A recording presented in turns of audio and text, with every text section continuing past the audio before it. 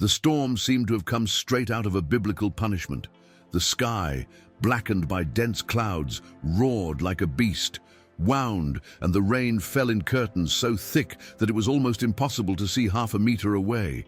In that natural chaos, on a secondary road that connected the high fields of Veracruz with the distant civilization, Gabriel Mendoza advanced with firm steps and a flashlight old in hand. His cotton shirt was soaked and his rubber boots sunken in the mud, but his eyes, accustomed to the darkness from the field, they were looking for something among the weeds. There was a rumble minutes before. It wasn't thunder, neither rolling stone. It was something metallic, a sharp blow, followed by a short squeal. When arrived at the curve of the kilometer 17, the saw, a black sedan embedded sideways in a ditch, with the flashing lights dying and a figure hitting the glass from inside. Gabriel didn't think, he acted.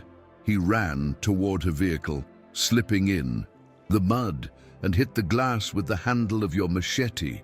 "Hold on to my arm," he shouted, with force, while water already covered the trunk of the car.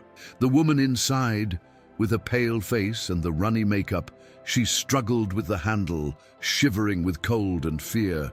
"The door won't open," she screamed, choking, with he crying. He didn't wait any longer. With one blow, he broke her glass, without cut it, and pulled with force toward him. Their bodies collided in the rain and mud. She fell to her knees, coughing, soaked from head to toe. Gabriel. He watched for a few seconds without saying nothing. He was young, clearly not by there, and had hands full of rings, golden. "Are you okay?" he asked, trying to sound firm. She could barely nod before fainting in his arms. If this story, it's your turn, the soul. Subscribe now. It's the only way we can keep telling it. He took her, loading up to your cabin, almost a kilometer away. Her body was inert like a wet sack. The mud made every step more difficult, but Gabriel did not stop, neither a second. Upon arriving, he pushed the door with a shoulder and the deposit carefully onto a covered cot with wool blankets. He lit the oil lamp, threw wood to the stove and ran for a towel clean. Still without knowing his name, they covered him, removed the soaked heels and placed water hot next to her head. He was not a doctor, but his field experience there was taught to recognize the symptoms of a deep fright. She was breathing, although his pulse was weak. "It's going to be okay," he murmured, as if he wanted to convince her now himself. Then he sat down beside her, with a machete still hanging from the belt, watching the face unknown of that woman who had fallen from the sky, or of hell, directly in his lonely world. The morning following arrived with a shy sun and steam rising from the wet earth. Gabriel, already there, was gone out to check the corrals. When the women woke up startled, she sat up suddenly, disoriented, staring at the adobe walls and the jars hanging with dried herbs. "Where am I?" he asked, in a raspy voice.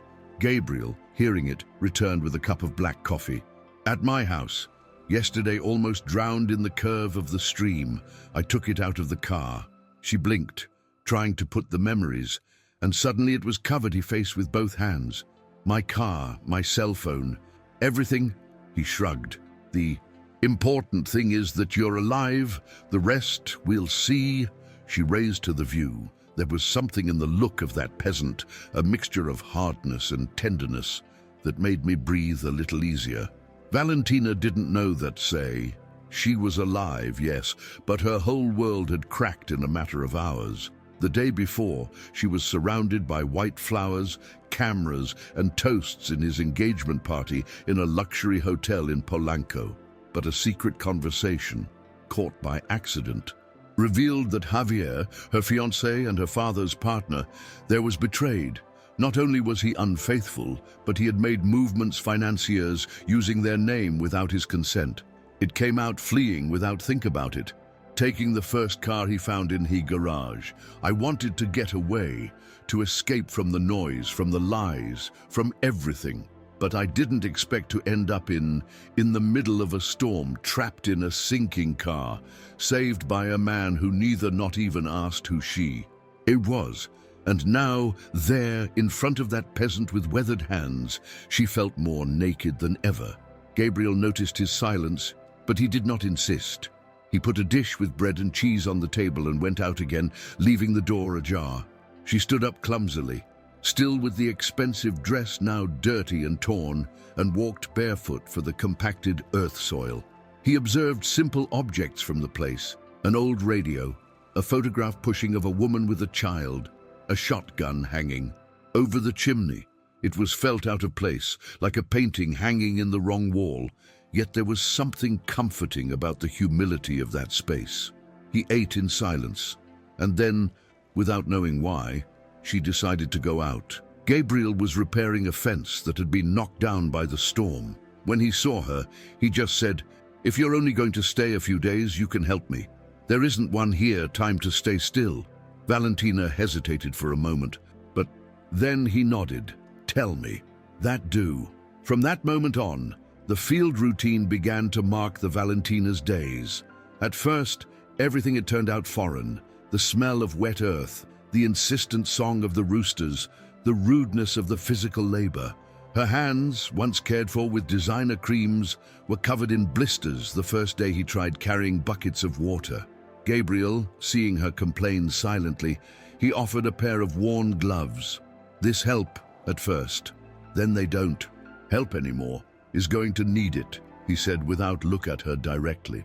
With the passage of the days, something in she began to change. He discovered that there was peace in collect eggs at dawn, that the sound of the goats was more comforting than any playlist, and that the tastiest food was the one that was prepared with the own hands, although out only tortillas with beans. Gabriel watched out of the corner of his eye. He continued without knowing his full name, and she never had told where from permission nor why ended up alone in the middle of a storm with a luxury car. But he didn't ask. He had his own reasons for respecting the silences. Every time he smiled as he managed to turn on the firewood to the first, or when he laughed when he stumbled with a hen, something in he was stirring. He was doing much that I did not have company, since that tragedy, of which no one in the town spoke, had lived alone. He became called Gabriel Mendoza, but that was not the name that appeared in the documents buried under a toolbox. Old, still so, with that unknown woman hanging clothes next to him, the past seemed less heavy.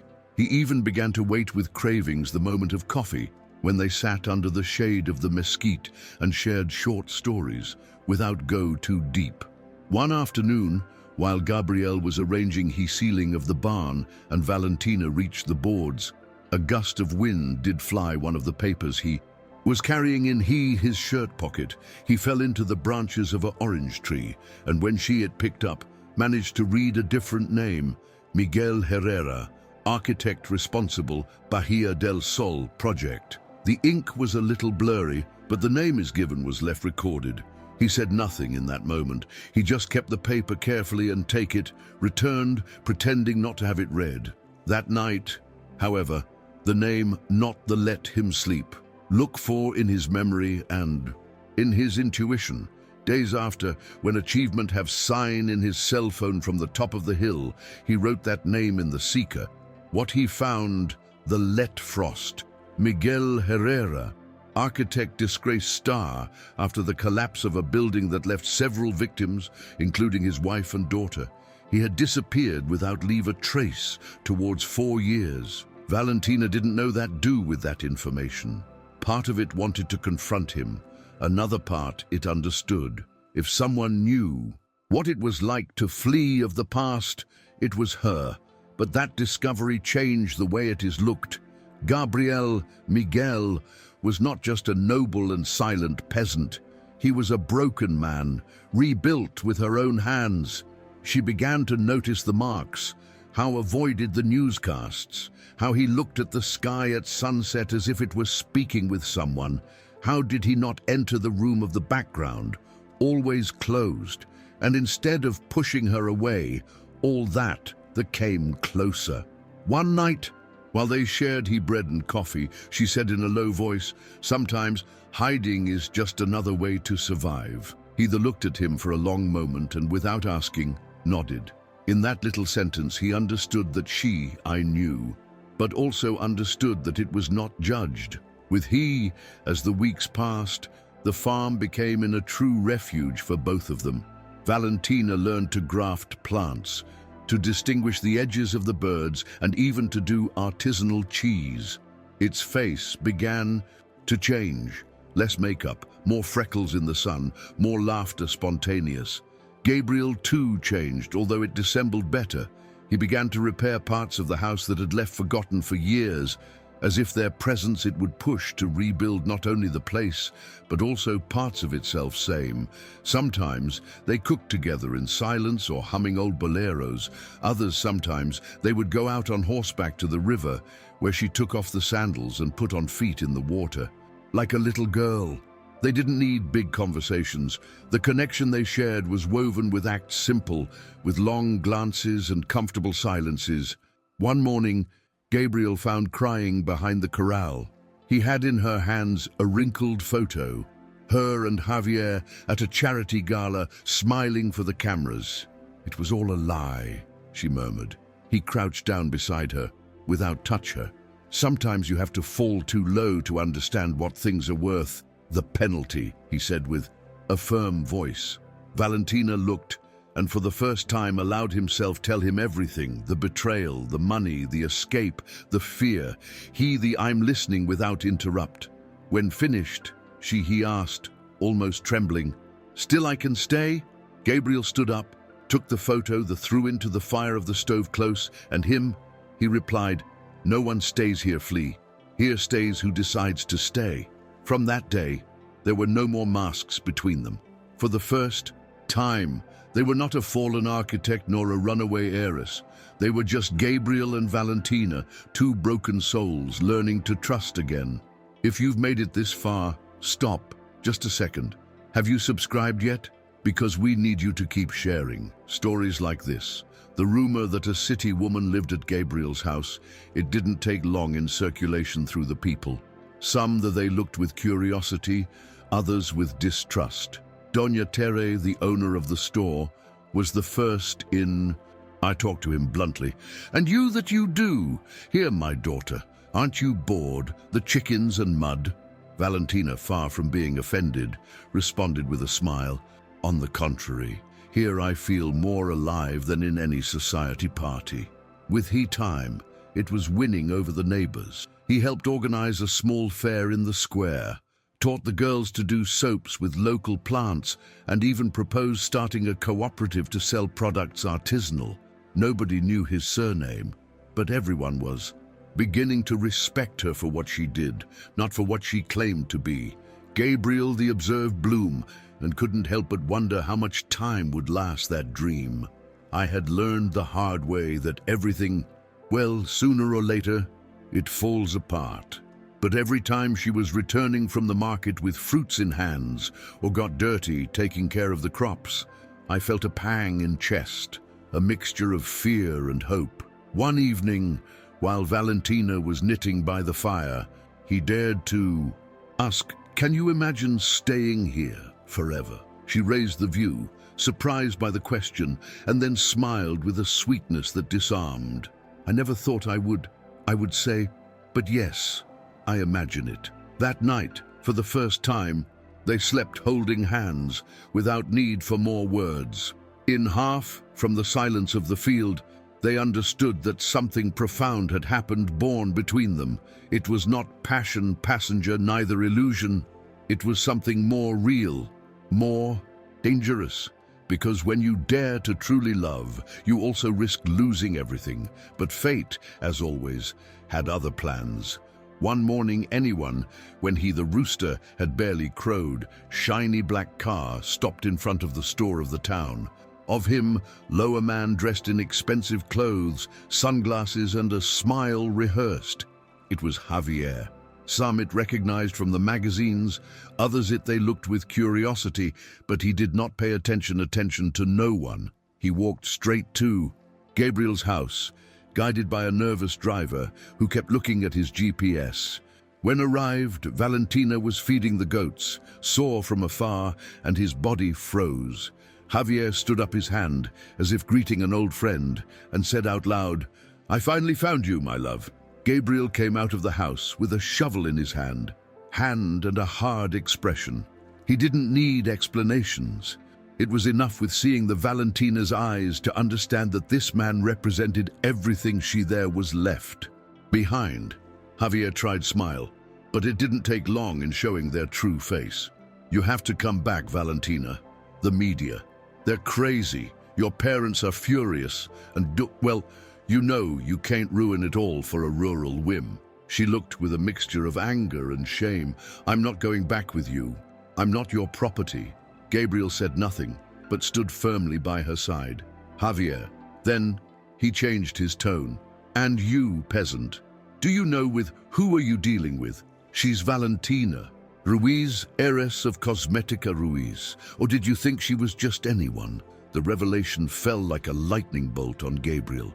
His gaze went from Valentina to the man who had brought back the past. Is it true? He asked, with the voice muffled. She, not knowing what say, he could only nod.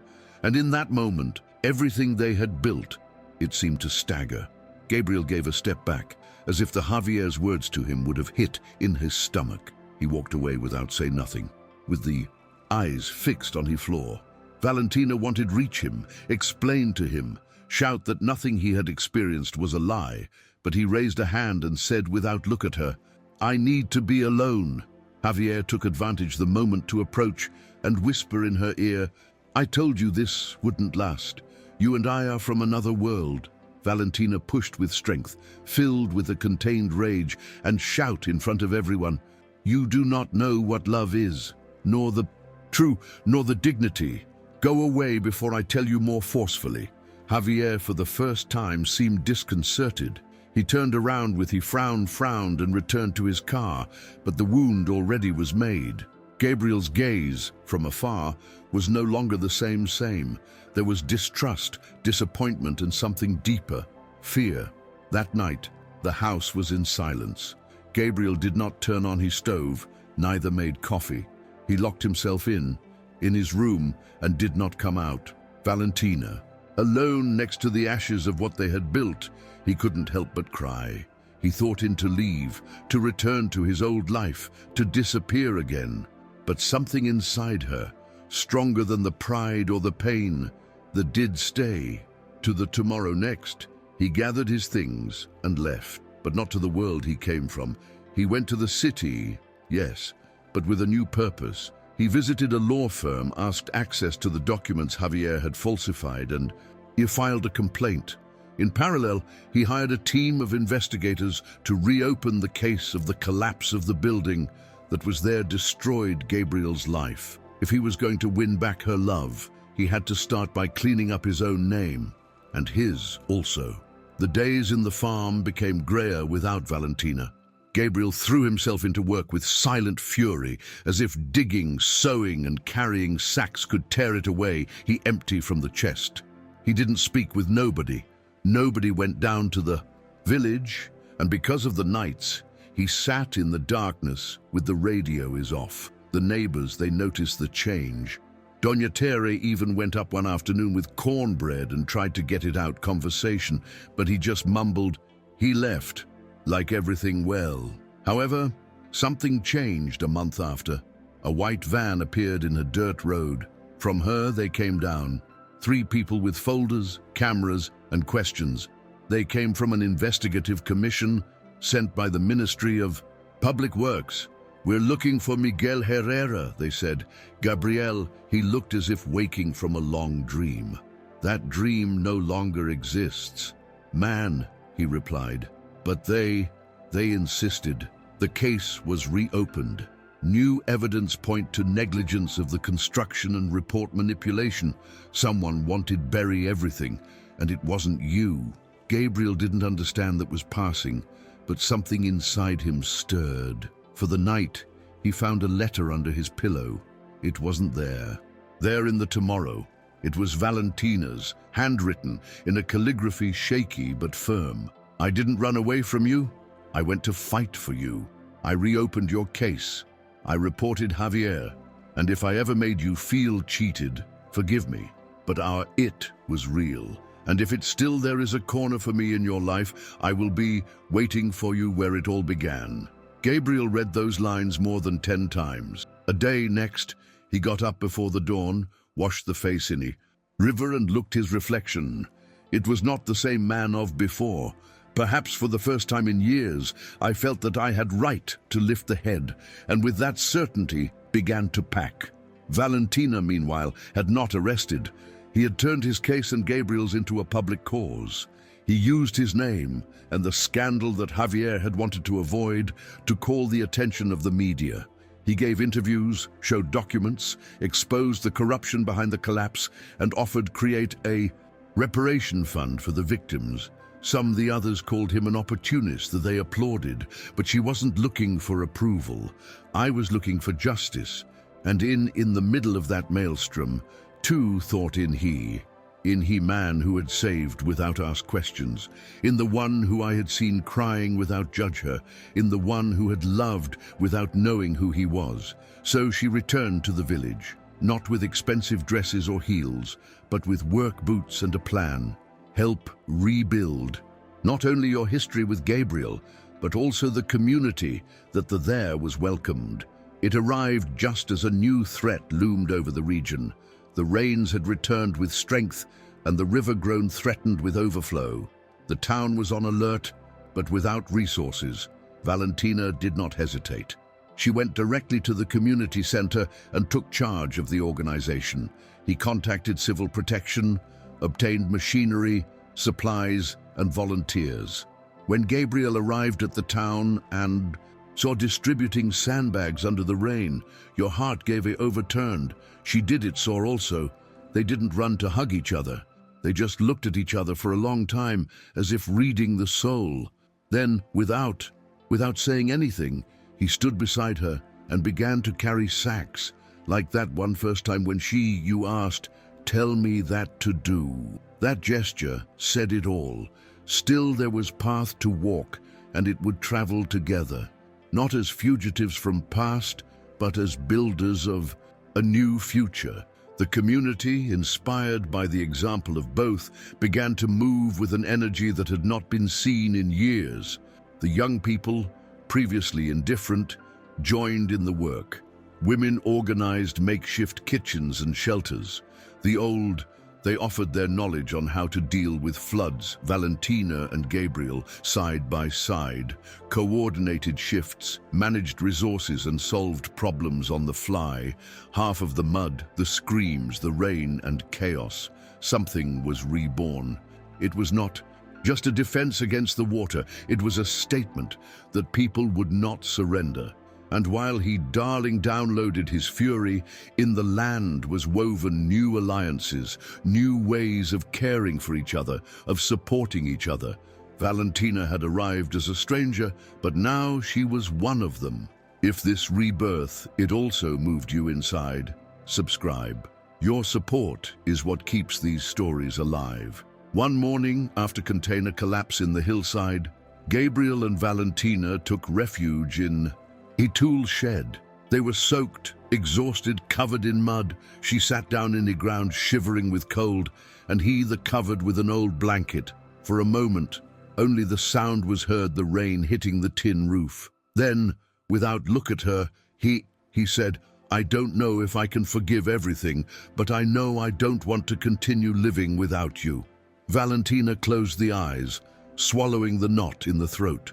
"I'm not asking you to forgive me today. Just don't close the door." The look then, with that intensity that she already knew him, and took the hand with force. "The door is open, if you stay." There was no kisses, neither promises, just that firm, true gesture.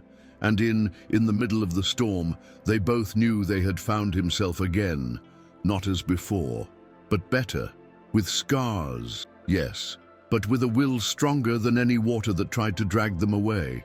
With the passage of the days, the emergency began to give way. The river slowly backed away, leaving behind him a devastated landscape, roads destroyed, houses in ruins, crops lost. But also, he left something else, a strengthened community, united by the effort common. It was so when Valentina proposed a new project, using your business experience and contacts, presented a plan to create a social enterprise in He-Town. It would be a line of handmade cosmetics facts with products local, sustainably grown and produced by the same families of the region. Gabriel was hesitant at first. He knew how difficult it was to mix business and community, but seeing the passion with the one she defended the idea, accepted support, not as a partner, but as a bridge with the people. He the knew, and people trusted in he. Together, they began to build something new. Gabriel's old estate was transformed in the heart of the project. There installed a workshop, a little laboratory, and a training room. Women of the town learned to make creams, soaps, and essential oils. Young people who had never had employment stable became in charge of logistics and distribution. The brand logo was designed by a 12-year-old boy, and the name they chose in assembly, Raiz Viva. Within a few weeks, they began selling the first products at local fairs and online. But beyond the sales, what mattered most was the atmosphere. In the environment, dignity. Every bottle, every label was proof that the pain can turn into something beautiful when working with love and purpose. And Valentina, who once lived surrounded by luxury, empty, now I was walking barefoot among lavender beds, with a notebook in the hand and a different future in his heart. Gabriel, for his part, also changed. He no longer lived with the shadow of the fallen architect, nor with the fear of being discovered. Thanks to the revision of the case, your name was officially cleared. The final report made it clear that the collapse of the building was caused by unauthorized modifications made after their delivery, covered up by Javier's construction company. When received the notification, Gabriel did not react with euphoria. He just sat under the mesquite with the letter in the hand and cried in silence, not out of anger but out of relief. Finally, I could breathe without the weight of the past crushing him the chest. Valentina it hugged without saying nothing, just with the certainty that that moment was his, that no one could snatch it away from him. And from that one day, Miguel Herrera stopped being a ghost. Gabriel Mendoza was now a complete man, reconciled with himself. Are you feeling something while reading this? Then not it leave pass. Subscribe to the channel now same, so we can continue. One afternoon, while they harvested lemons with children of the town, Valentina he looked and said, "Do you realize what we built?" He smiled without stop cutting the fruit. "I never imagined that my second life would begin here, with lemons and oatmeal soap." They laughed, but behind that joke was something deeper. They both knew it far away they had arrived. What began as an accident, a rescue under the rain, there was flourished into something stronger than any storm. In the community also felt that change. The school was repaired with donations from the new company. They opened reading workshops, were installed a rainwater harvesting system. And although still there was needs, already nobody expected that the government or the rich would solve everything. Now they knew they could take care of each other. That the hands dirty with earth, they could raise not only crops, but also dreams. The Raiz Viva project not only grew, it became in a model. Valentina was invited to universities and conferences to tell the history, but every time someone I was trying put her as the central heroine, she diverted the attention toward he people. This wasn't done alone. It was done with collective hands, with shared pain and decisions brave. He never mentioned Gabriel by full name, out of respect for his history, but those who they knew that behind that new Valentina had a man who knew, hold it, when the world is fell on top, and also had he courage to let her go so she could rebuild herself. The relationship wasn't a fairy tale, it was rooted in strong. Sometimes they argued, sometimes they walked away a moment to think, but always they returned to the hearth, to the shared bread, to the river where it all began. One night, after a day of delivering to regional markets, they were left alone in his workshop. She was reviewing inventory. He was repairing a scale that didn't read well. Suddenly, Valentina looked at him and said, Have you noticed that we never talk about marriage? Gabriel raised his head, the view, amused. I thought that after all we have passed, that was the least of it. She laughed too, but then she got serious. It's not that we need, but I would like the community knew that this is forever, that you and I, we choose this all the days. He let the tool and approached. Then let's do it our way. No suits or expensive rings. Let it be in the field, with the ours, and with cornbread instead of cake. Valentina kiss in silence. And so, without witnesses or applause, they promised to continue together, never forgetting what they joined: the truth, the mud, the rain, and the will. To stay when everyone expected them to leave. The wedding took place a month later next, under the shadow of the mesquite that so many times there was sheltered. There was no church, no red carpet, no photographers, just wooden chairs, wild flowers, and a community. Entire gathered to celebrate something they felt own. Doña Tere prepared tamales for everyone, the children. They released paper balloons, and a young touched the guitar with trembling fingers while Valentina was walking towards Gabriel with a white dress, simple, sewn by the women of the workshop. When they held hands, there were no words, just glances. And when they said yes, it wasn't a promise. Empty. It was a commitment with everything I've experienced, with every tear, every mistake, every resignation. It was say, I choose you even with your wounds. I choose you over the comfort, about the fear, about the appearances. After the wedding, the estate was filled with laughter and music until, well into the night. Gabriel danced with Valentina for the first time, with clumsy but sincere steps. Then danced with the neighbors, with the children, even with the donkey that got into the yard and caused laughter. It was a real party, without protocol or hypocrisies. Up to date next, already were back to work, as if nothing had changed. But everything had changed. Now they were a family, not just with each other, but with everyone who surrounded. The cooperative grew, and with she, the opportunities for others' towns close. Raiz Viva began training women from other regions, replicating the model in vulnerable areas. Valentina and Gabriel traveled little, but when they always did, were returning with seeds new and notebooks full of ideas. The land, which had once witnessed a storm, was now the scene of constant sowing, of trust, of justice, of love. One day, while we're teaching a group of visitors how do infusions with rosemary and lemon balm, a young journalist approached with a tape recorder. How they did to convert the disaster in opportunity, he asked. Gabriel stayed silently, letting Valentina answer. She thought for a few seconds before answering. We got dirty, literally. We didn't run away. From the mud, we step on it, we work, we convert in foundation, and we surround ourselves with people who also was willing to get dirty hands. The journalist smiled, but before leaving, she added, your story will inspire many. Valentina last stopped with a kind gesture. Let it inspire only if pushes us to do. We don't want admiration, we want action. And that was the spirit that permeated everything. Less pretty words, more concrete steps. Raiz Viva was not a brand, it was a way of living, of relating with the world and with the others.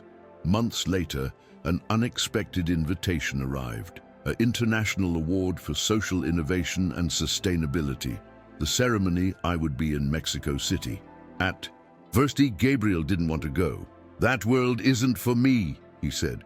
But Valentina convinced him, you are part of this. You taught me how to build from scratch. And this time, we are going together. They returned to the city that once broke up, but with another look. They walked through streets where before there had only been vertigo, and this time they did, hand in hand. In the gala, Valentina went up on stage, but before speaking, she asked Gabriel to accompany him. He nervously accepted. In front of the lights and the cameras, he said, he rescued me once, but more importantly, he taught me how to rescue myself. This award is not ours. It belongs to every person who decided not to give up. The applause was long, but longer was he hug they shared that night, far away from the field, but without forgetting or 1 second what that field is there was taught. That trip marked a before and a after, not for the recognition, but because they allowed to see how much far there was, arrived what a day began with a storm. When they returned to the village, they did not act as celebrities or as businessmen. They returned as always, in the old truck with bags of fertilizer and new plants in the back. That same afternoon, Gabriel was straight to the corral to check the birth of some goats, while Valentina was meeting with the youths of the workshop to plan a new product. Nothing had changed, and yet everything was different. Now, they knew that what they were doing had an echo, that other communities were beginning to replicate their model, that peasants, women and young people who had never had a voice now were part of something that was growing with meaning. And in the center of everything, the two of them, imperfect, real, constant. One night, well into the dry season, Valentina sat down in the hammock with a notebook in the hand. Gabriel came out with 2 cups of tea and sat down next to her. She showed a drawing. It was a plan for a new community center with classrooms and gardens vertical and a space for women victims of violence. I want it to be our next project, but only if you agree. Gabriel looked with that calm that characterized and nodded. You dream, I build. That's how we work. They laughed. Then they stayed in silence, listening the crickets and the wind between the trees. They needed nothing more.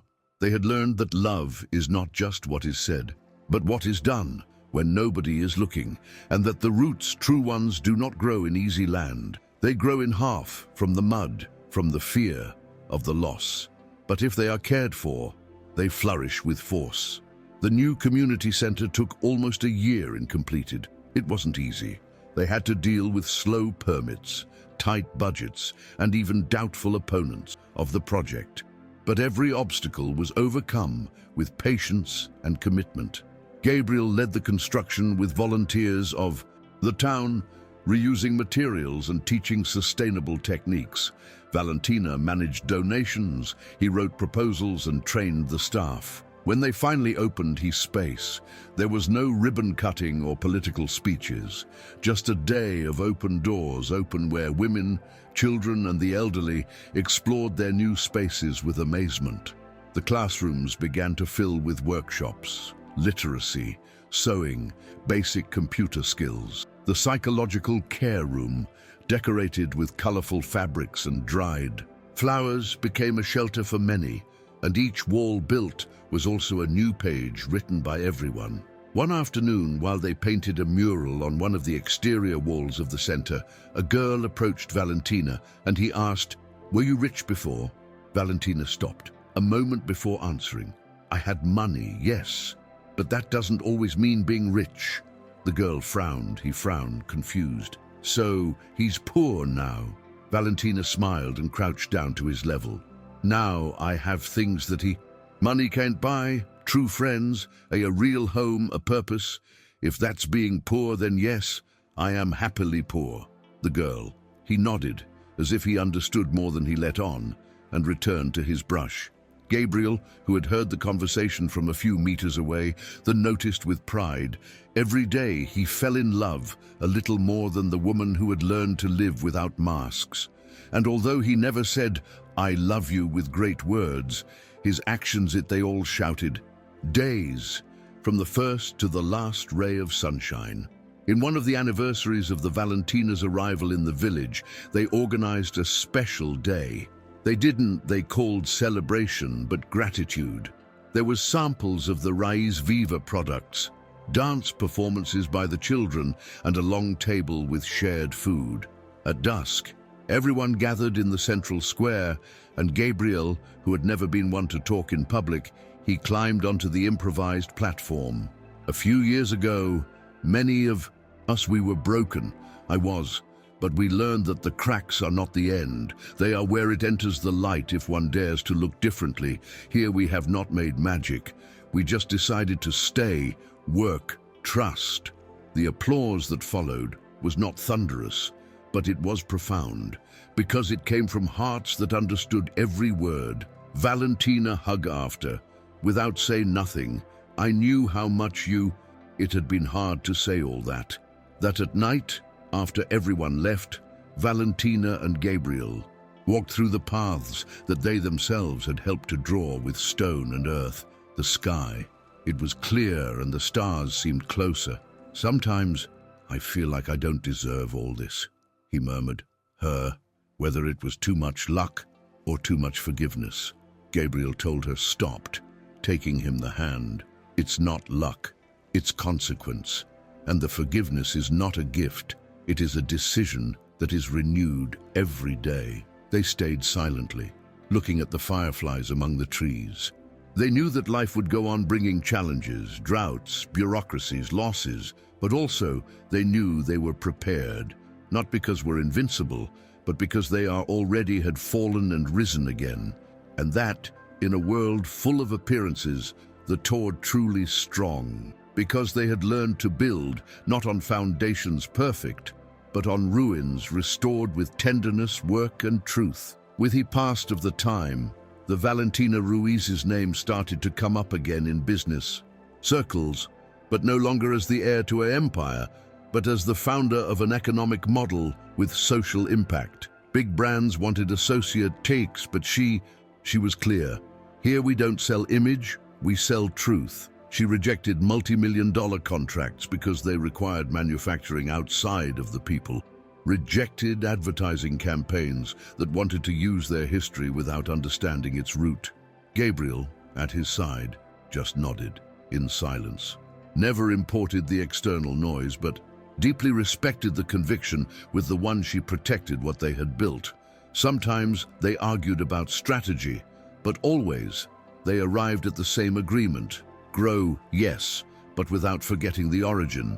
The farm continued being his home, the workshop continued smelling of lavender, and the river continued being their secret place, where they would think every time their decisions were overflowing. One day, while Gabriel was fixing a fence damaged by a restless cow, a young man, he approached. He came from another state with a backpack on his shoulder and a notebook full of ideas. Are you the Mr. Gabriel? I want to learn what you do. Here, I want take it to my community. Gabriel said, looked up and down, remembering when he himself was just a man looking for where to start over. He offered him water. It invited to sit down and listened his history. Then you, he said, we don't give recipes here, but if you come to work, and do to make mistakes and to try again, you have a place. Thus began a new stage in Raiz Viva, that of training others, not as a copy, but as a living inspiration. Gabriel and Valentina did not want to create franchises, neither expand as a multinational. They wanted sow seeds. What others will take what was learned and what will adapt, they will reinvent it, did his. Because what they had created was not a business model. It was a way of looking at the world. With he passed from the years, the town also changed. Many of the children who used to run barefoot among the grooves now were young people returning from the university with new ideas. Some studied agronomy, others psychology, some even industrial design. And all of them, in some way, came back to contribute. No one left completely, because they knew that there they not only had an origin, but also a purpose. The school became a comprehensive educational center, with adult classrooms and health programs.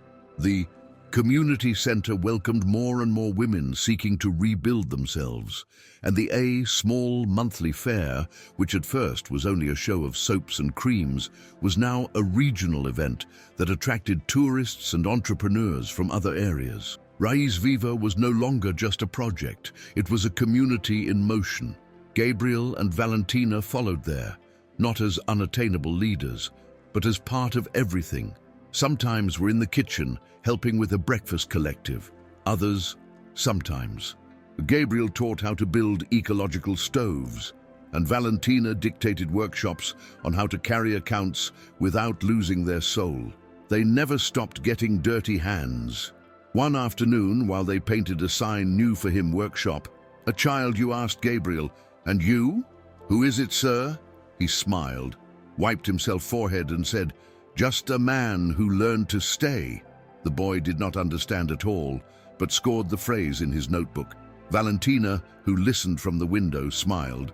That was perhaps the better definition that could have Gabriel. Not an architect, not a peasant, not a businessman. A man who decided not to run away, who chose stay. And in that simple gesture had changed not only his life, but the lives of everyone who touched him. Surrounded. Are you excited? What are you reading? Then do something simple but important. Subscribe.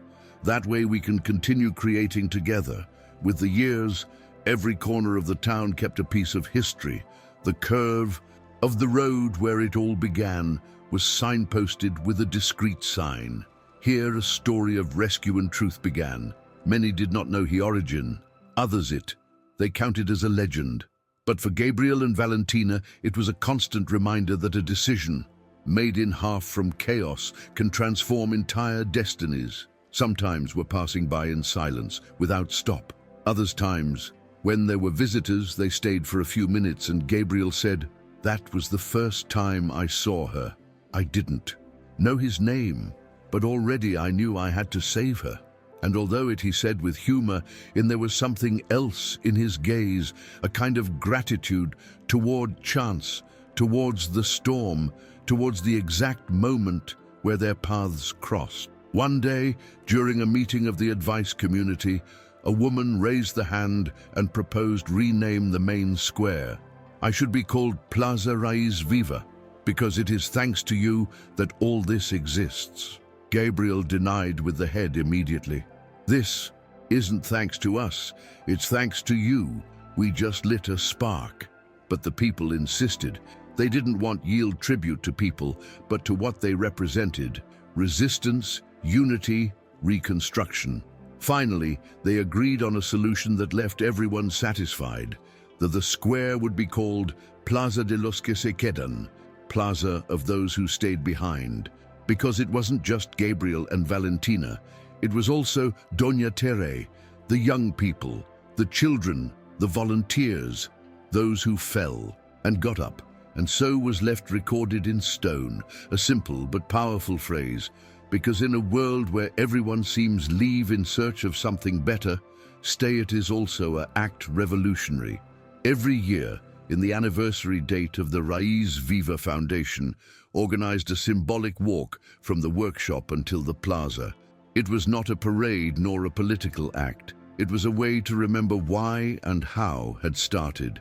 They were wearing baskets with products locals, played music with handmade instruments, and upon arrival, shared bread, fruit, and stories. It was a celebration simple but full of meaning. In one of those walking, Valentina noticed a woman greater than the watched from afar. He came closer, and the lady he carefully held out a cloth bag. "This was my daughter's. I always wanted study chemistry but never could. Now I see that other youths, can. Thank you." Valentina hugged the women with strength. "I had no answers perfect. I could only promise to keep trying." That gesture made her left a deep mark. That same week, he proposed to the council create a scholarship fund with part of the profits from Raiz Viva, intended exclusively for girls and young women, rural interested parties in science, health or education. Gabriel, as always, supported the idea without doubt. "So knowledge is more powerful than sowing something else," he said. The fund was appointed in honor of the women, invisible ones that had sustained entire communities without recognition. With time, that scholarship allowed many will cross borders that were once unthinkable. But the most beautiful thing was that many of them, they came back. Not to return favors, but to continue the cycle. They became mentors, teachers, local leaders, and in each one, Valentina saw a free version of herself. One that didn't need runaway to be strong.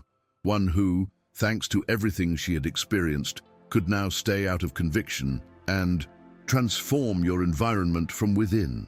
With the passage of the years, the changes also arrived on a personal level. Gabriel began to write.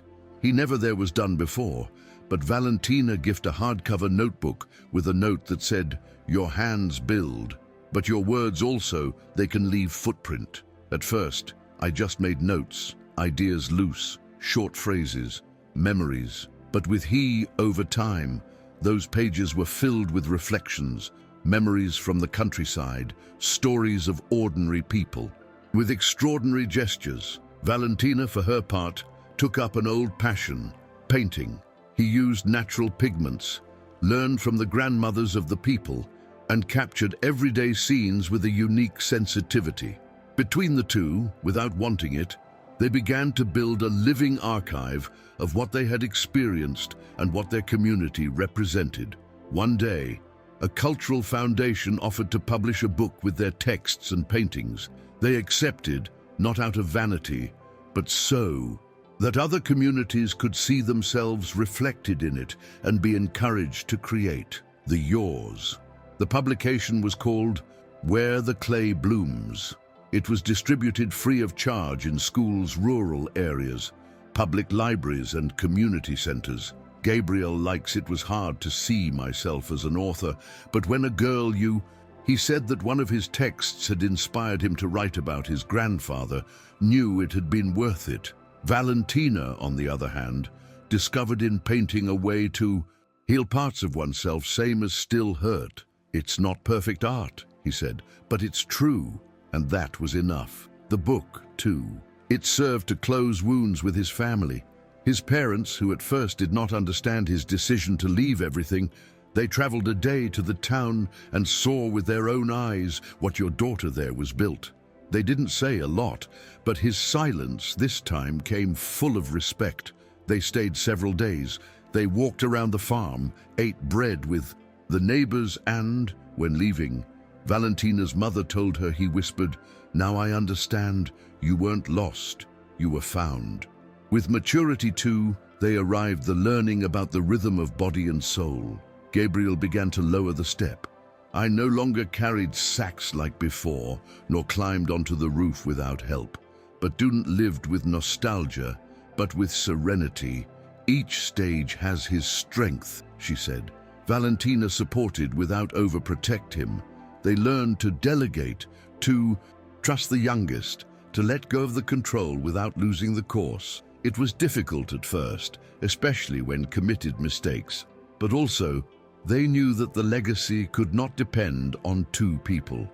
Raiz Viva became in a living network, with committees, assemblies, and new generations that contributed fresh ideas without forgetting the roots. In the 10th anniversary of the project, a large was organized regional meeting with communities from across the country.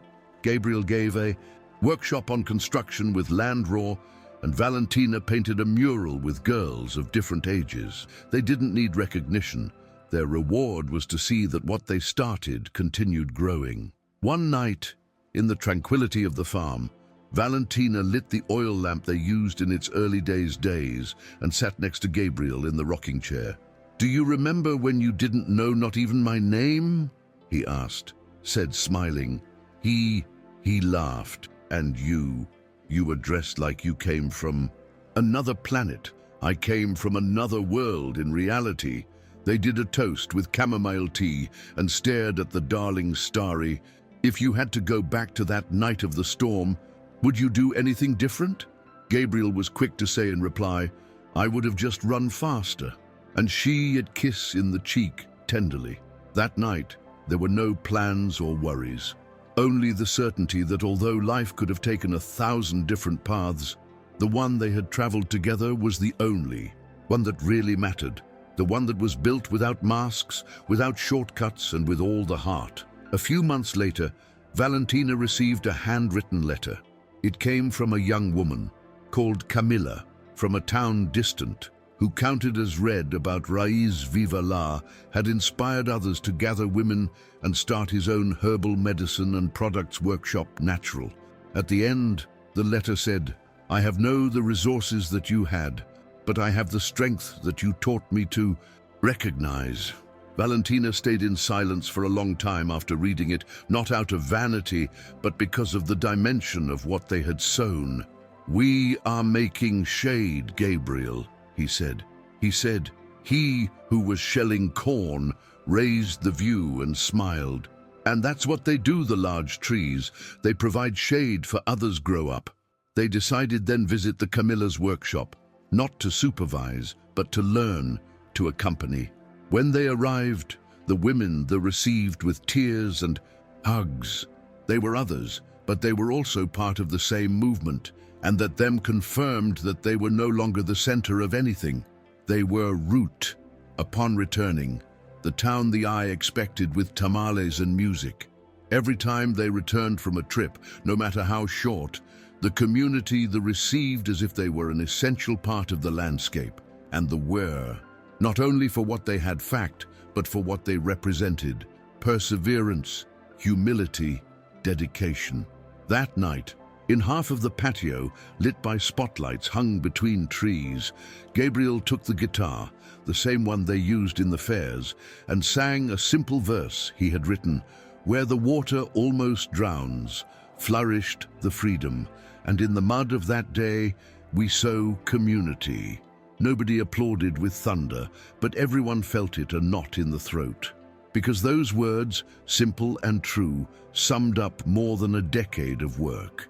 And also, without him it knew, were the words that someone would record. Years after, in the main mural of the new cultural center of the town, with he past of the time, many they began to talk about Rais Viva as a rural miracle. But those who lived over there, they knew there was no miracles. There were decisions daily, sometimes difficult, many, sometimes silent. Decisions to stay, to listen, to apologize, to try again. Gabriel always. He said, clay is only useful if all the ingredients are kneaded together. Days, and that they did, there was. No week without assembly, without cleaning community, without some new visitor who came to learn and ended up teaching. Valentina was still involved in every detail, but now she allowed herself breaks. She took long walks at dawn, wrote letters that weren't always sent, cooked without hurry. I had understood that to sustain it collective, one too you must take care of your interior space, and that also it transmitted in his workshops, where he spoke of leadership not as an imposition, but as accompaniment. One afternoon, while they cleaned a shed old that was going to be transformed into a library, Gabriel found a box with memories that neither I knew that even had. Photographs old, plans, a newspaper clipping with his name before disappearing. He stayed for a long time, with hands still on that box. Valentina came and sat next to him. "Does it hurt to look again?" He denied with the head, "Not anymore. It just reminds me at far that we have walked." Then, without a lot ceremony, they selected some pieces and decided that they would be part of a small memory room within the cultural center. Not to glorify the past, but to show that even the broken stories can become foundations. That space. It was inaugurated with a sign simple: "Here it is also saved what hurt," because learning to live with the scars were part of everything they had built, and share them, a way of collective healing. At a regional meeting on economics community, a woman young took a microphone to share his experience. He came from a town affected by the mining and counted how, inspired by the history of Rais Viva, had managed to bring together other families and create an alternative based in regenerative agriculture. "I didn't know personally to Gabriel or Valentina," he said, "but his history, it traveled by radio, by books, by the mouths of others, and that was enough to give us courage." At the end of his intervention, many came to hug her.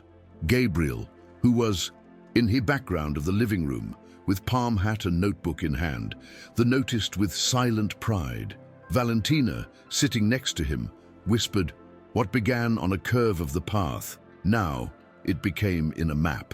And he nodded, knowing that the most valuable paths are not always traced with asphalt, but with decisions that are repeated, step by step, year by year, after anus.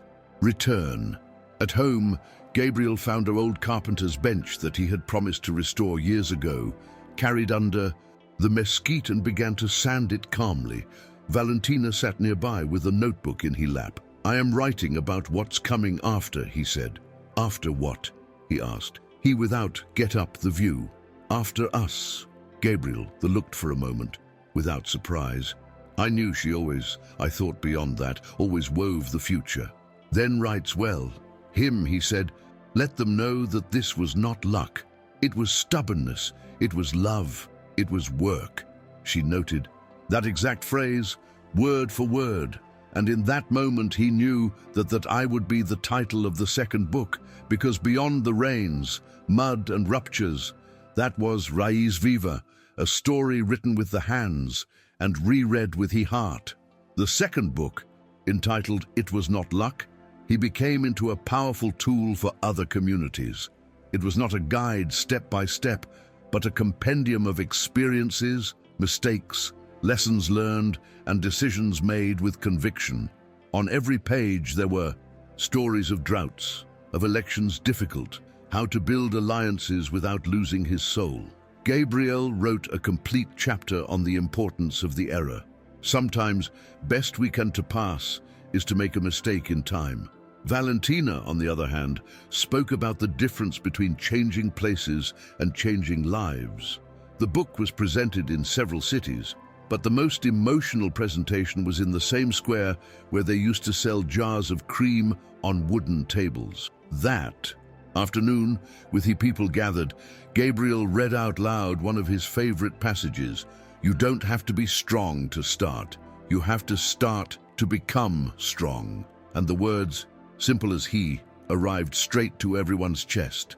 From that moment on, they began to receive visitors from other countries, farmers, educators, activists. They wanted to see with their own eyes how was it possible to sustain something so large with such modest resources. They were surprised to see that there was no luxuries, no air-conditioned offices, no rigid hierarchies. There was only a living system sustained by real links and decisions collective. Gabriel the received with hospitality, but always he warned, this is not copied, it is adapted. The important thing is not the soap, neither the medicinal plant. It's how we decide to take care of ourselves. Valentina showed the corners, them counted the history with nuances, without idealizing. And each visitor took away something different, but they all agreed in one thing. The soul of the place was felt in every gesture, on every wall, in every conversation under the shadow of someone tree. It was a place I wasn't looking for grow upwards, but inwards, towards the deep. One clear morning, Gabriel woke up before the song of the rooster. He walked to the edge of the field where they grew the first bushes of basil, and it stayed there, motionless, looking at the horizon. When Valentina found a while later, you said without look at her, today I dreamed with my daughter. It was the first time I mentioned that pain out loud for a while, years. She didn't ask details, just you held the hand. What toward in he dream, he whispered. He just looked at me, but not with sadness, but with peace. They stayed there for a long time in silence. There was no need to speak. At that moment, Gabriel understood that he had achieved what impossible, transformed the pain into something fertile. He hadn't forgotten, but he no longer lived broken. And Valentina, seeing that soft glow in his eyes, he knew something deep had healed. That same day, during a talk with youths of the town, Gabriel spoke for the first time about his past as an architect. He showed photos of the building that it made famous and collapsed. Many yet they heard silently, without knowing how react. But in the end, one of the boys stood up his hand and said, what happened that? Because, if no, you would never have arrived here. Gabriel smiled, with the eyes wet. Sometimes you fall right into the place you need to get back up. The talk. It ended with hugs and applause, but for him it wasn't just a talk. It was a liberation. For the first time, he was able to name his history weightless, without shame. And in doing so, he opened the door for others also it did. Because in that community, no one was just what they had lost. Everyone was, above all, what they decided do with what still them was left. At dusk, while they were walking back to the farm along the stone path, Valentina took Gabriel's hand firmly. Today I gave realize something, he said.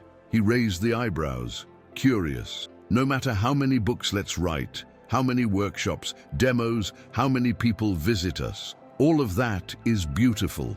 But the most valuable thing we have go on being what we are here, you and I, when there is no one is looking. Gabriel nodded, because here was where it all began, and they walked in silence the rest of the path, with that calm of those who they no longer need to prove anything, just live. They had reached a kind of peace that is not achieved with applause or awards, but with presence, with coherence, with timeshare in the everyday. A few weeks later, the town organized his first regional knowledge fair ancestral. There were traditional medicine stalls, indigenous music, weaving, and native foods. Raiz Viva had a special space where they not only sold products, but they offered workshops open to share what they learned. Valentina taught how to make balms with beeswax, while Gabriel showed how to build water filters home. Visitors came and went, some staying for hours. A woman major, who had traveled from far away, approached Gabriel and told him, he said, "I didn't come to learn anything. I just wanted to look at this place with my own eyes." Eyes. Because they told me that here love became in system. He stayed without words, moved, then replied with one of his simple but profound phrases. Here we try to ensure that love does not remain in words, but rather becomes work. And the women, he smiled, as if he had just found exactly what you came for. The fair was a resounding success. Many, they returned to their communities with ideas, recipes, contacts, and above all, with hope. That night, in his closing after the event, a round of stories was organized around a campfire. One by one, participants shared stories of struggle, of loss, of transformation. When he touched Valentina, he hesitated a moment, then respite deep and said, "For a long time I thought I had to be strong all the time, that showing my wounds made me weak, but here I learned that it is the other way around. Show our cracks make us human, and when we stop pretending, that's when we can really build together." Nobody, he applauded. It was only heard a deep respectful silence, one of those that weighs more than any standing ovation. Gabriel looked with pride, like every time she put in words what he felt in deep in my chest, and I didn't know as say. After that night, they began receiving letters from people who had never been to a people, but who felt part of Raiz Viva. One of them, it came from a retired teacher who said having resumed his vegetable patch thanks to the stories read in the book. Another about a woman who managed to gather her neighbors to recover a spring in his region.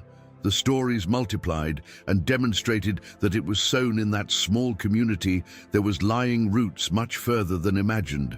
Gabriel used to say that those letters were like bees, small, discreet but essential.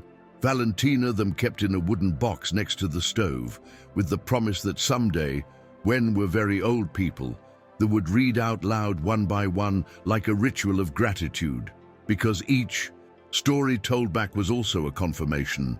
What they sowed flourished.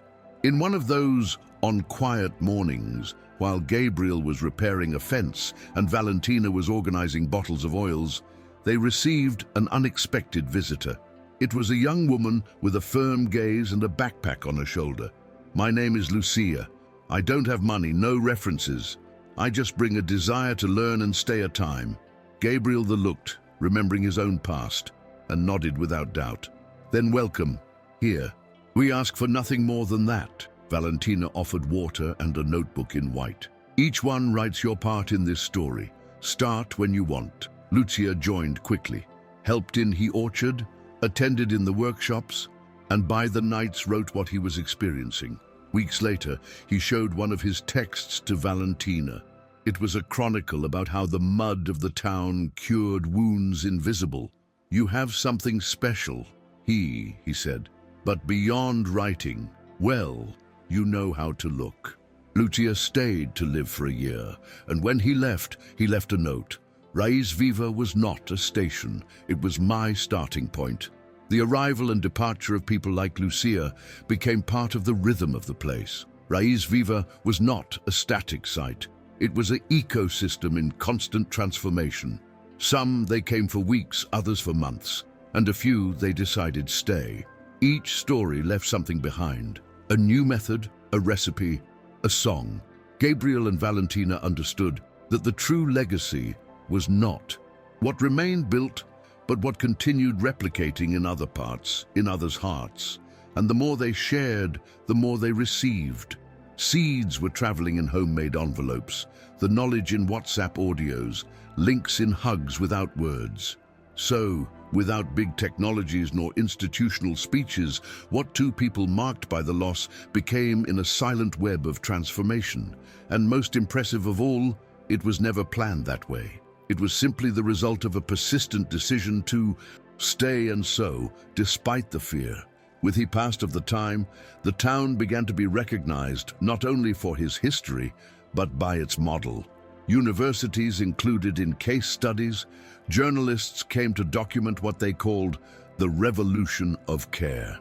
But for those who lived there, none of that was extraordinary. It was just their way of life. Gabriel and Valentina continued rejecting interviews they wanted convert them in celebrities. It's not about us, they said. It's about what happens when people decide to take care of each other, even when them offered turn Raiz Viva into a global brand with franchises and subsidiaries, refused. This is not a formula. It is a decision daily, and the decisions are not exported. They are sown. This is how they protected the essence of the project that would continue being of whom it they built with the hands, not of those who only wanted investing from afar. One afternoon, while Valentina was giving a workshop for a group of women newly arrivals, one of them asked, "What if all this a day disappears?" Valentina looked with serenity. "You can pass. Everything human is fragile, but if it happens, that does not cancel what already we live. Every person who passes through here takes a seed with them. And even if this place were to cease to exist, it would still live on, other corners, with others' names, in other gestures." That vision, far from being pessimistic, was deeply hopeful, because it did not bind life to physical structures, but to real links. And that is why, even if a day the rain was once again devastating the houses or the wind knocked down the roofs, they knew they could rebuild, not because had infinite resources, but because they had learned to do a lot with little, to trust in others, and above all, to trust in themselves. Because the important thing was not to avoid storms, but to learn to live after them. One day, during an interview for an independent documentary, they asked Gabriel what the greatest achievement of his life. He stood thinking for a long time, while held a handful of soil wet. He finally replied, "My greatest achievement was not to harden myself. After everything I lived through, after losing everything, I could have turned cold, bitter. But I chose to keep trusting, to keep sowing. That was the most difficult and the bravest." The interviewer remained silent. He didn't know that say, because in those few words there was more wisdom than in any speech. Valentina, that I listened from the door of the workshop, felt a pang in the chest. It loved for many reasons, but that was the main one, his ability to maintain the soft soul, even when the life it had struck without mercy. That testimony went viral without them, it knew. People from all over the world shared the fragment, writing messages like, "This needed listen to it today." But Gabriel didn't find out until weeks later, when someone got it showed in the cell phone. The he saw, smiled and said simply, "How strange to see oneself in the screen." For him, the important thing was still in he day by day, in clean he chicken coop, in receive the children who came to tell him what they learned in the school, in preparing tea when someone arrived with the soul in turmoil. Valentina, on the other hand, understood better the power of the words spread, not out of ego, but because I knew that in a world saturated with noise, an honest phrase could do the difference. and that's why I started recording small audio capsules with simple reflections, not to teach, but to accompany, like someone leave a light on in a window so that others know that you are not alone. Valentina's audio capsules began to circulate through women's groups, cooperatives, schools rural. They were brief, warm, without pretensions. They talked about things like the importance of silence, the value of a hug in time, or what listening can mean without interrupt. Some people they copied in notebooks, others they reproduced in speakers' community. One day, a teacher from a town far away wrote, "The internet doesn't reach here all the time, but when arrives the first thing we do is download his words." Valentina was moved to tears.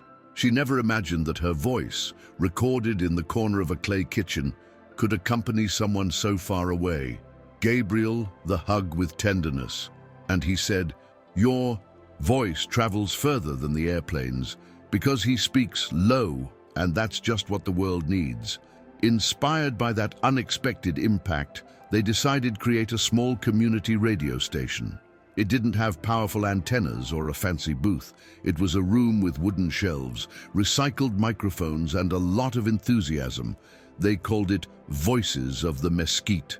Their neighbors, they recorded their own capsules, stories, recipes, stories about their grandparents, advice on how to take care of their land. Gabriel read poems at dawn with her deep, measured voice, as Valentina interviewed young people who were changing their communities. The radio became a meeting point. Those who didn't know read, they found there a channel to express themselves. Those who felt alone found company, and who were far away, they returned symbolically every time they tuned in. So, without propose, they built a new bridge, one that didn't use concrete but words, memories, and shared affection. Because if they had learned anything in all that, it was a time that, sometimes, the most powerful thing is not what is said strong, but what is said with true. With he pass from the years ago, Raiz Viva stopped being a place to become in a network of people who shared the same philosophy: care, stay, transform from the small. It no longer mattered if they were in that town or in another, if they knew Gabriel and Valentina or had only heard from them. What mattered was what they did with what they had received. A young woman who learned to do soaps in his workshop now taught women deprived of liberty. A man who participated in a bio-construction workshop believed housing sustainable in the soil. A girl who listened the radio under the blankets today led a mobile library. None of them. He said, "We copied the model."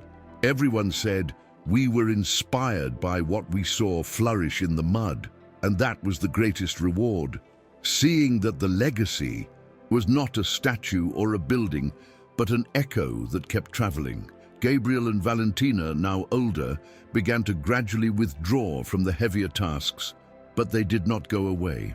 They were still present in the meetings, in the key decisions, in the celebrations, and above all, they continued listening.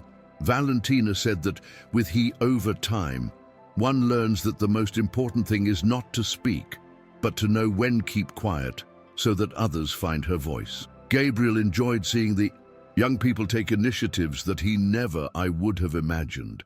I no longer felt like I had to control everything. I just had to make sure that the essence was not lost. One afternoon, sitting under the same mesquite of always, he said, "Look at all this, and to think it started with a storm." Valentina took his hand and replied, "The stronger roots take hold when everything trembles." And so, between tremors and new shoots, they continued being part of the heartbeat of the place they helped to revive. One day, the whole gathered to pay tribute to Gabriel and Valentina. Without them, it knew. It was a surprise organized by the young people, with music, food, photographs, and above all, words.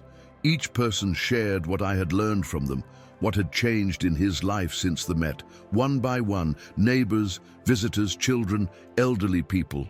Everyone had something to say. When they finally touched speak, Gabriel limited himself to giving the thank you, not out of humility, but because I felt that nothing I said could overcome what I had just heard.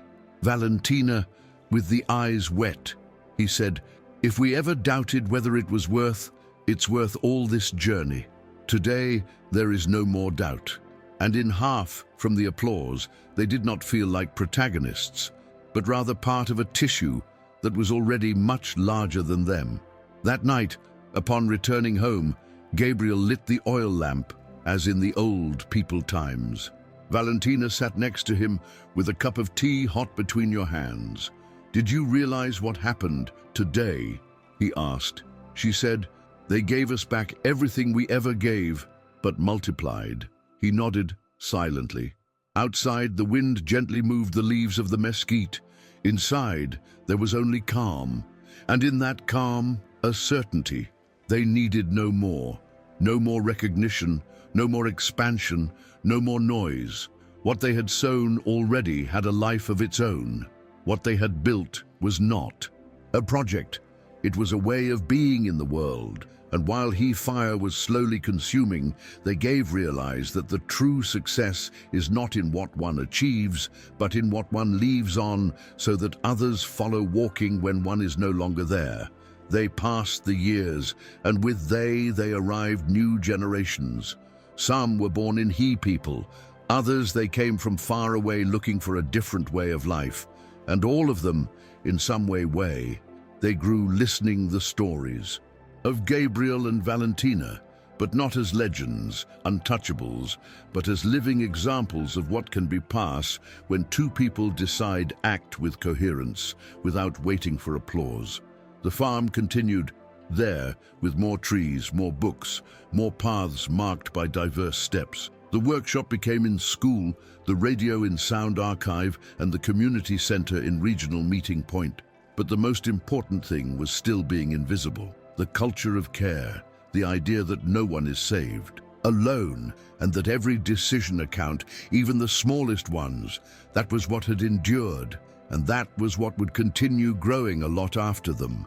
Autumn afternoon, sitting under the darling golden, Valentina asked Gabriel if ever imagined all that. He reversed slowly. "I just wanted to save a woman trapped in a car. Everything others came after."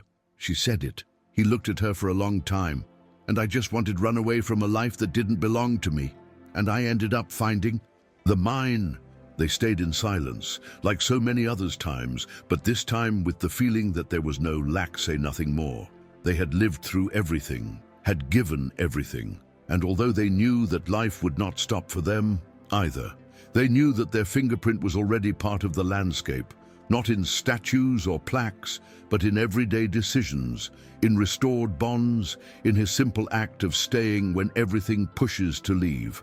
There, among the dust, the rain, hands and soul had planted something that time could not erase. With the passage of the years later, Gabriel's figure became more serene. He walked more slowly, spoke less, but each word his was heard with attention. Children it. They surrounded it as if it were a sage of the forest.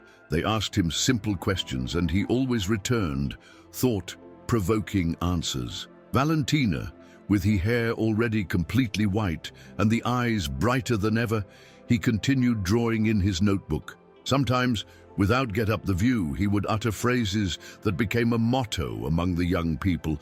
"Do it, even if they don't applaud you. Do it, although nobody at see. Do it just because." When some decision divided the community, it was enough with they under the mesquite, not so that they would give orders, but because they knew listen. And in a fast-paced world, that was a rare power. To hear without hurry, without judge, without wanting to impose. One night, anyone, Gabriel did not go down to breakfast. They found in his room with a calm expression, as if he were asleep. On his chest, a letter. It read, "Don't cry for me. I am where I belong. If you ever doubt, if you ever get tired, go back to the river. There it all began. There will understand. The people." The whole thing stopped.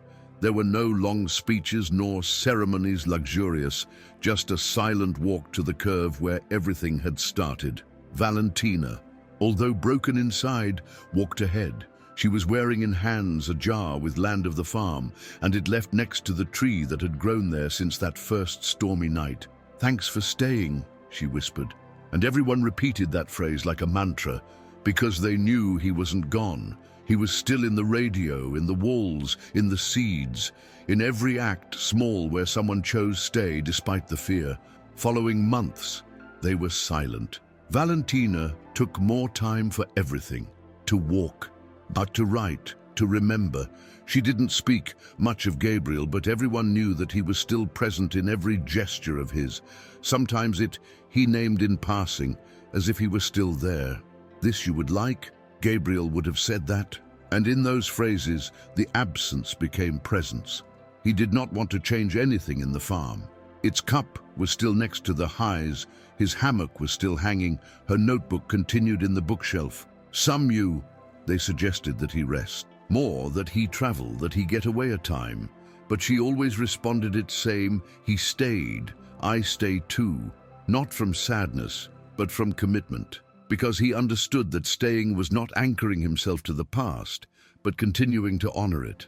With each new shoot that was born, one day, while sewed with a group of children, one of them you asked, "What if a day you also, are you not here anymore?" Valentina smiled. Tenderly, he bent down and looked at the eyes. "Then it will be your turn to take care of this, but don't worry, you won't be alone. The roots, they know how to guide, even if they can't be seen." That phrase stuck recorded in many, and with a time that they painted in the entrance of the workshop, along with an illustration of the mesquite and the river, because they knew that place was not held up by a person, but by a way of loving. Loving in community. Love with acts. Love even when costs. Valentina continued planting, painting, teaching, and every year in the anniversary of Raiz Viva, he repeated the same words. "This is not it, we made it to last forever. We made so that he could be reborn again and again, where someone have the courage to stay." With he passed of the time, the stories of Gabriel and Valentina began to form part of the imaginary collective, not as a fairy tale, but as a real reference of what possible. In the schools, the children represented in theater the night of the storm. In the workshops, there was talk of the curve of kilometer 17 as if it were a secular sanctuary, a turning point. And although many versions were mixed, there was something that never changed, the idea that it all started with a gesture of care. Gabriel had not asked questions, he hadn't demanded explanations. He had just extended the hand, and that act, seemingly small, had set off a chain of decisions that would change hundreds of lives. That was the lesson that everyone carried with them, that you never know how much a single act of generosity can change the world. Valentina, now with the health more fragile, he spent long hours writing letters. Some were for people I knew, others for whom I had never seen, but I knew that someday they would read, and they counted what they had learned, what they had failed, which still I dreamed, not as instructions, but as open stories. One afternoon dictated his last public letter to a young volunteer. It ended with a phrase that made cry for all those who they heard, "If you seek me, do not seek me. In the land, look for me in every gesture you make to flourish something in half of the fear." Days afterwards, Valentina left in peace, without pain, with the same serenity with the one who had lived her last years. The town whole, he said goodbye as one says goodbye to others, trees, ancient, with respect, with silence, with flowers and soft songs. And that night, the darling seemed cleaner, as if even the stars understood that something sacred had concluded. After Valentina's departure, the community felt a deep emptiness, but also a renewed responsibility. No one wanted to replace it, because they knew it was not about occupying a place, but about sustaining a spirit. So they decided to form a new rotating council, where young people, elderly people, women and men had a voice. They reorganized the workshops. It was expanded He Scholarship. Fund was created and an archive of memories with audios texts and drawings about everything they experienced. The cultural center was renamed Casa de las Roots, and the radio station the voice of those who stayed behind. Every corner of the town, it seemed, whisper his history, not as a burden but as a beacon, and those who arrived for the first time, they noticed. There's something different about this, they said, and it was true. It wasn't sold there. Hope, it was cultivated. 1 year after this, in the anniversary of the foundation, a walk was organized to the curve where it all began, in silence, as it was done always. But this time, when they arrived, they found that someone had planted a rose bush right in High Point, where Valentina's car had stopped arrested that night. Nobody knew who there was done. He had no plate nor message, only open flowers, strong, resisting he wind. Some cried, others they smiled. A girl let a drawing, old man sang a couplet, and a young woman read aloud a phrase written on a stone. Here flourished what no one expected, and everyone understood, because nothing else was needed, that the rosebush was a witness and a symbol, not of the end, but of everything that can happen, grow. When two people decide not to run away, not to lie, not to give up. And so, in Half from the Field, in the heart of a people who learned to take care of themselves, history continued beating with he. Time, new generations. They began to write their own stories about Raíz Viva, in murals, in songs, in podcasts, made from phones old. It was no longer just I remember, it was an engine. A young woman called Inez founded a girls' collective construction companies inspired by Gabriel.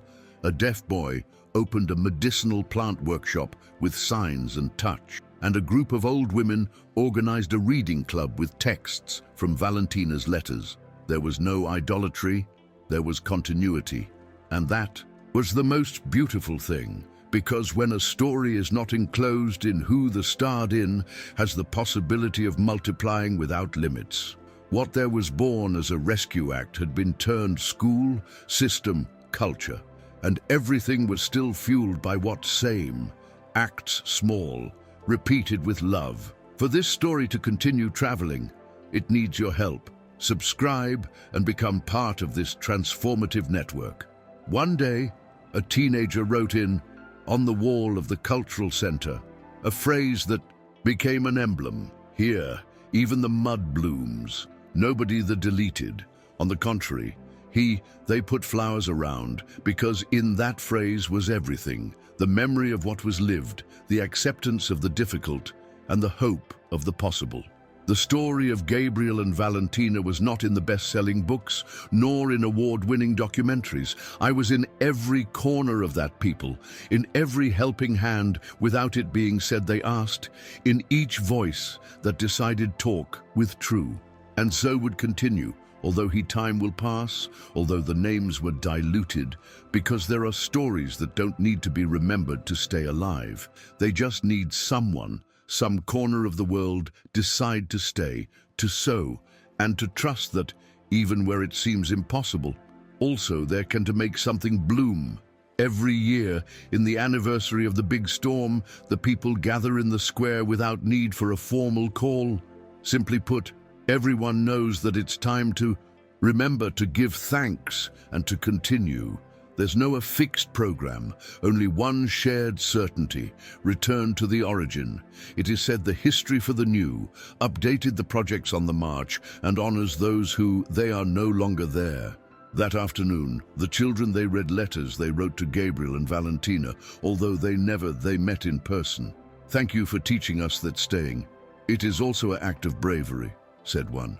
I want so like you, he said another. And so, between laughter, tears, and shared bread, the legacy was renewed without effort, like a seed that sprouts year-round after year, without anyone have to push her. One of those afternoons, a visitor from another country, moved by everything she saw, asked out loud, "What if the whole world worked like this?" An old man of the town, which carried years silently, he replied calmly, "Then would cease to be extraordinary, and that would be good."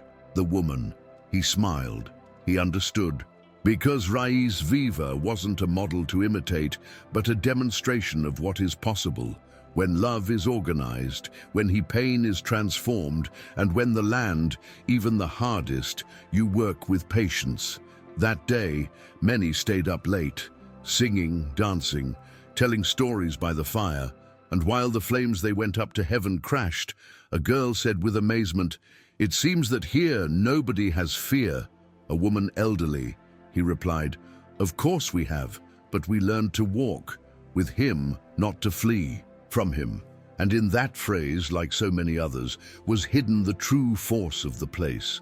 In one of the rooms of the cultural center, converted into memory archive, there is a wall full of handwritten phrases by people who have passed through Raíz Viva. Some are anonymous, others signed with initials or drawings. One says, "Here I found my voice." Another, "Here I understood that it was not broken, just badly planted."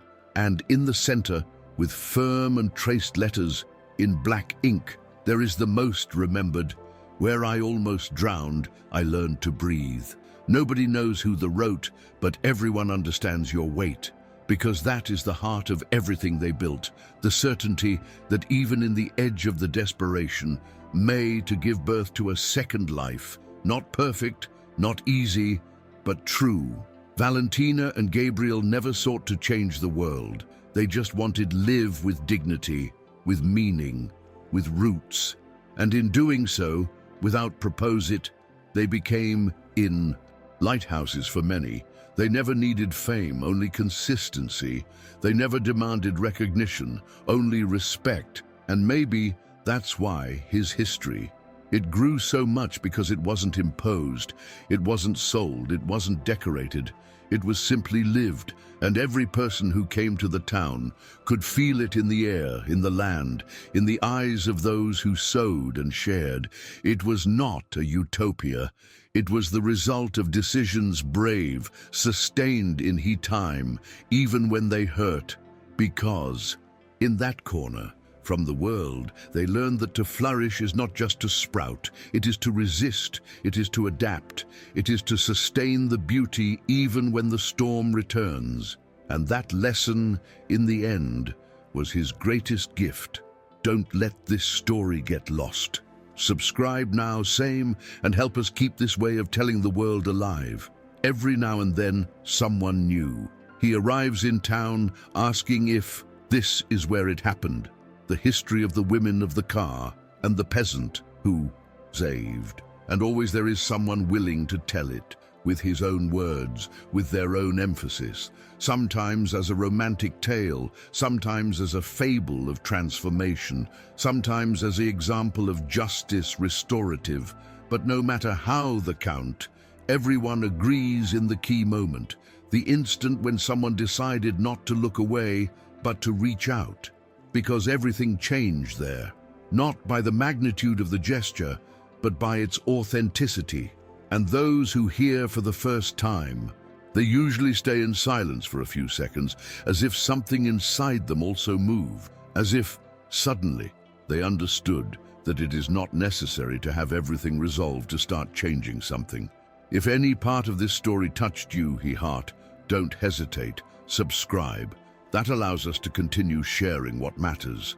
The walls of the cultural center, of the workshop, radio and houses are full of colors, phrases and names.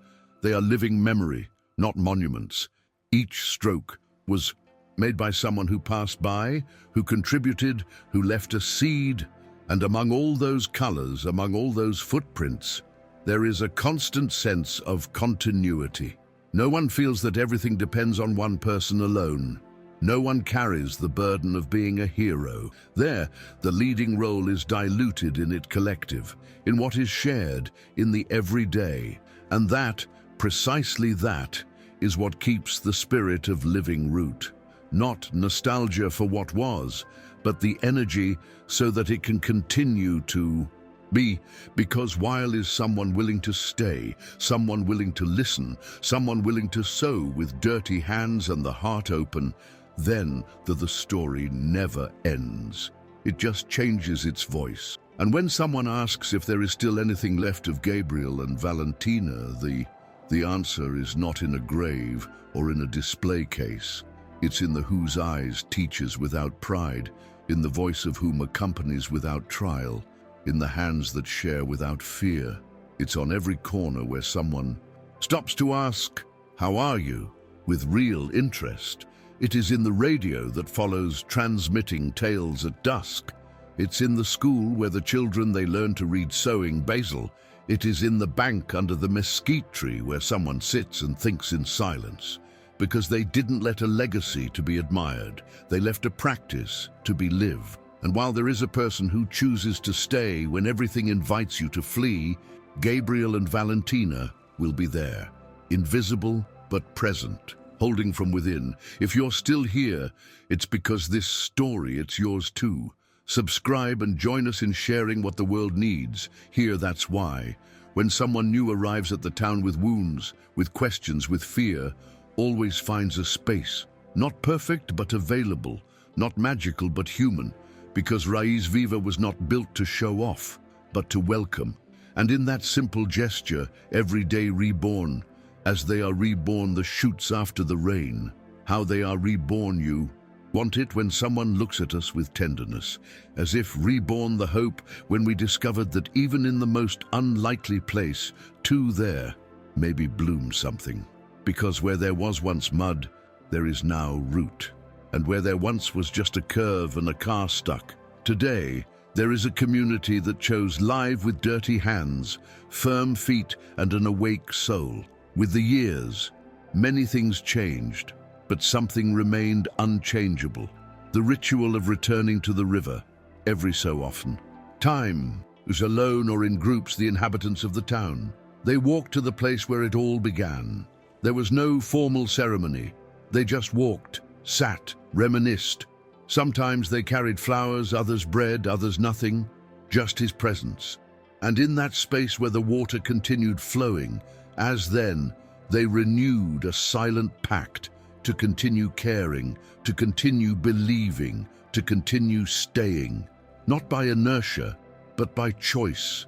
Because even though the world was getting louder and faster there, they knew that the true transformation is not shouted, it is sown. And so, generation after generation, the history continues, without need to always be told the same, sometimes with new words, with others' names, with different accents, but always with the same root, the root of whom knew how to reach out, the root of who chose stay, the root of who transformed the mud in seed. And every time someone in anywhere in the world doubt whether it is worth starting over, it will be enough to remember that moment, that in the one who man approached under the rain, broke he glass of a car and said with a firm voice, "Hold on to my hand," because since then, many hands have been extended. And while is someone willing to do it same, the Gabriel and Valentina's story will never end. This story only continues if you are with me, us. Subscribe, share, and make this seed go further. We are counting on you.